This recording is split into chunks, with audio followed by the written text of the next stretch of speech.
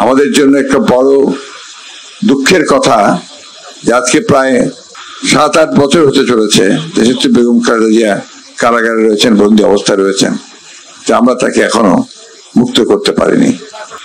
তার অন্যতম প্রধান কারণ হচ্ছে যে এখন বাংলাদেশে যে শাসক আওয়ামী লীগ, তারা পুরোপুরি একটা ফ্যাসিবাদের সরকার প্রতিষ্ঠা করেছে।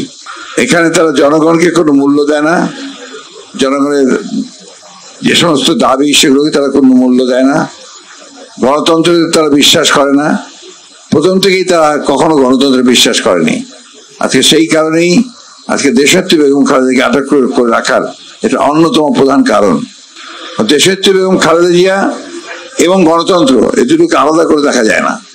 এই আওয়ামী লীগ এরা জনগণ থেকে সম্পূর্ণ বিচ্ছিন্ন, জনগণের সঙ্গে এদের কোনো সম্পর্ক নাই, যে কারণে তারা একটা ভিন্ন রাস্তায় চলেছে। সে রাস্তাটা হচ্ছে যেমন করে একটা একনায়কতন্ত্র প্রতিষ্ঠা করে, কর্তৃত্ববাদ প্রতিষ্ঠা করে তারা ক্ষমতায় বসে থাকবে এট এনি কস্ট। আমরা জানি যে আওয়ামী লীগ যখন ইতিপূর্ব ক্ষমতায় ছিল, সেই 1971 সাল থেকে 75 সাল পর্যন্ত, তখন তারা একদূরে শাসনতা বাকশাল প্রতিষ্ঠা করেছিল। আর আজকে তারা ভিন্ন চেহারায় একটু ছদ্মবেশ ধারণ করে গণতন্ত্রের কথা বলে তারা গণতন্ত্রকে ধ্বংস করে দিয়েছে। আমরা লক্ষ্য করে দেখুন যে এই গণতন্ত্রকে ধ্বংস করতে গিয়ে তারা নির্বাচনকে ধ্বংস করেছে এবং দেশের অর্থনীতিকে ধ্বংস করেছে, প্রশাসনকে পুরো দলীয়করণ করেছে। এমন কোনো প্রতিষ্ঠান বাকি নেই গণতন্ত্রের যে প্রতিষ্ঠানগুলোকে তারা ধ্বংস করেনি। এই আওয়ামী লীগ যতদিন ক্ষমতায় থাকবে, বাংলাদেশ ততই আরো দ্রুত রসাতলে যাবে। এই বিষয়গুলোকে যদি আমরা দেখি এবং হিসাব করি, তাহলে আমরা দেখবো যে আর একটা দিন আওয়ামী লীগের ক্ষমতায় থাকা উচিত নয়। তাই প্রিয় সহকর্মীবৃন্দ, বন্ধুগণ, আজকে কথা বেশি বলার প্রয়োজন নেই। আমাদের এখন যেটা দরকার সেটা হচ্ছে একটা স্পার্ধীয় ঐক্য গড়ে তোলা এবং সেই ঐক্যের মধ্য দিয়ে আন্দোলনকে আরো বেগবান করা, আরো শক্তিশালী করা এবং এদেরকে রাজপথে আন্দোলনের মধ্য দিয়ে এদেরকে পরাজিত করা।